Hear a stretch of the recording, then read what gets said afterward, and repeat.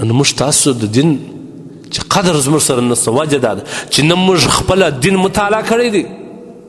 هغه لمونځ هغه کلمه چې په ماشومتوب باندې راښودل شوې ده، نور موږ دومره حاجت نه دی پیدا کړی چې موږ خپل تاریخ وګورو، سیرت وګورو.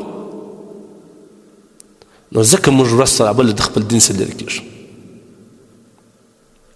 یوازې لمونځ موږ دین بللی دی، یوازې مو اذان دین بللی دی، یوازې مو نکاح دین بللی دی. نور اخواته دین زه نه پېژنم. که دین ما ته ویل چې فحاشي مه کوه، بیا د دې دین والا څخه یا د دې دین څخه زه سرغړونه کوم. که یو مولوي صاحب ما ته وویل چې د خدای په خاطر د توام د آخرت غم دی را سره د اصلاح څه، دغه دشمن دی. بیا دا مولوي صاحب زموږ خطرناکه دشمن دی. مولوي صاحب ستا خو به د لمانځه سره کار و، مولوي صاحب ستا خو به د جنازې سره کار و، ستا به د شادي و د اختر سره کار، ته به زما په ژوند باندې نور کار نه لرې.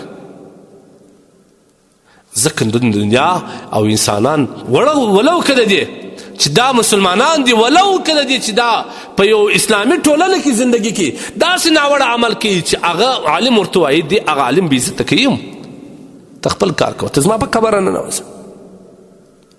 لهذا عزیزان د خدای په خاطر دغه دین اسلام حق دین دی، د دې پیروي وکړه، د دې چې کوم علما دي د هغوی پیروي وکړه، بس که نور